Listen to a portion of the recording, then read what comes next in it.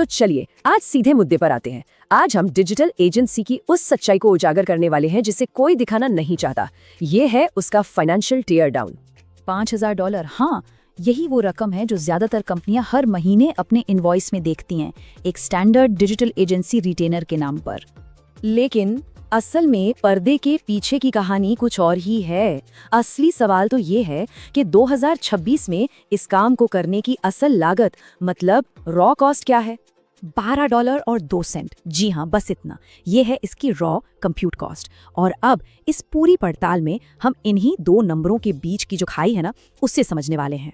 तो सबसे पहले बात करते हैं एजेंसी रिटेनर के इस रैकेट की। देखिए यहाँ होता क्या है, प्रीमियम इंसानी काम के दाम पर आपको बेचा जा रहा है कच्चा मशीन आउटपुट। और ये सब तब हो रहा है जब मार्केटिंग बजट पहले ही सिमट कर रेवेन्यू के सिर्फ 7.5% पर आ चुके हैं। जरा इस प्राइसिंग के ढांचे पर नजर डालिए, ये एकदम साफ है। एजेंसियां बस पैसा खींच रही हैं। मिड मार्केट कंपनियां तो महीने का $40,000 तक दे रही हैं उन सर्विसेज के लिए जिन्हें वो प्रीमियम बताती हैं। और यही है इस पूरे खेल का सबसे बड़ा धोखा। क्लाइंट्स को लगता है कि वो इंसानी स्ट्रैटेजी, खास उनके लिए बनाए गए कंटेंट और एक्सपर्ट एनालिसिस के लिए पैसे दे रहे हैं, लेकिन असल में वो भुगतान कर रहे हैं API arbitrage, raw machine output और जीरो प्रॉम्प्ट ऑटोमेशन का। एजेंसियां चुपचाप सस्ते AI से काम कराकर बहुत बड़े बड़े मार्जिन कमा रही हैं। तो ठीक है, पैसे तो जा रहे हैं, लेकिन क्या सिर्फ पैसों का ही नुकसान है? नहीं, ये परफॉर्मेंस की पूरी तबाही है। और इसे साबित करने के लिए हमारे पास ठोस डेटा मौजूद है। जरा इन आंकड़ों पर नजर डालिए, ये चौंकाने वाले हैं।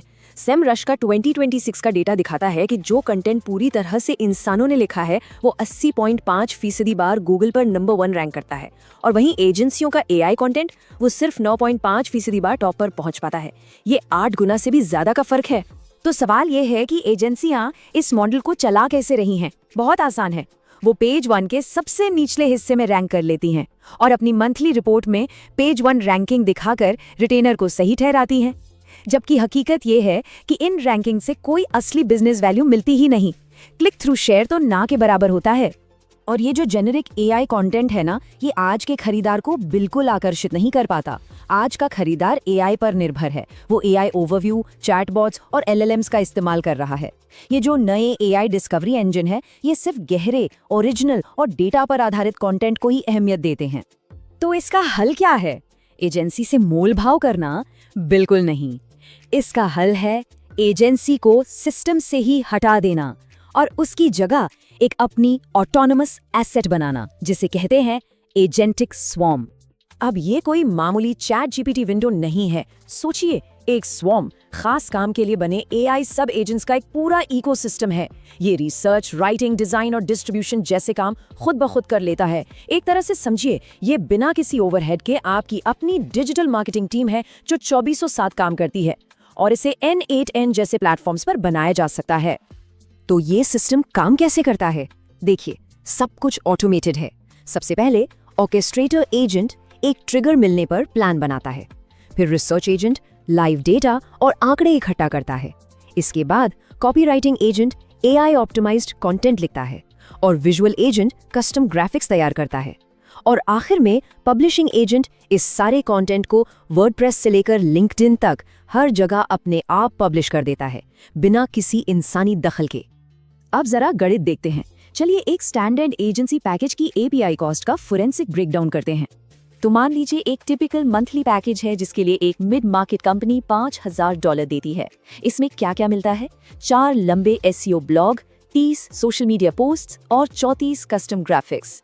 अब सोचिए, क्लॉड सोनेट 4.6 और GPT-4o जैसे मॉडल्स का इस्तेमाल करके इन सभी ब्लॉग्स और पोस्ट्स को लिखने की कुल लागत कितनी है? सिर्फ 66 सेंट। और फ्लक्स 1.1 प्रो API का इस्तेमाल करके उन 34 हाई क्वालिटी ब्रांडेड इमेजेस को बनाने की लागत $1 और 36 सेंट। चलिए अगर हम डेटा स्क्रैपिंग, APIs और ऑर्केस्ट्रेशन प्लेटफॉर्म की लागत को बहुत बढ़ा चढ़ाकर भी जोड़ लें तो वो होती है $10। तो चलिए अब फाइनल हिसाब करते हैं। पूरे महीने के काम की रॉ कंप्यूट कॉस्ट है $12 और 2 सेंट, और एजेंसी कितना चार्ज कर रही है? पूरे $5,000। यही है वो आंकड़ा जो सब कुछ बयां कर देता है। ये रॉ कंप्यूट कॉस्ट पर 41,500% का मार्कअप है। और ये पैसा क्यों दिया जा रहा है? सिर्फ एक पुराने आउटडेटेड और मानव केंद्रित बिजनेस मॉडल को जिंदा रखने के लिए। तो अब आगे का रास्ता बिल्कुल साफ है।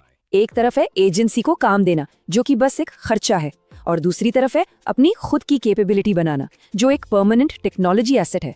एजेंसी का कॉन्ट्रैक्ट खत्म होते ही वैल्यू खत्म हो जाती है, जबकि ये एसेट लगातार बढ़ता है और 24/7 काम करता है।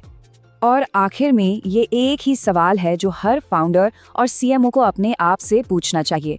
अपने मार्केटिंग बजट को देखते हुए क्या वो सिर्फ मजदूरी किराए पर ले रहे हैं या फिर भविष्य के लिए एक असली एसेट बना रहे हैं?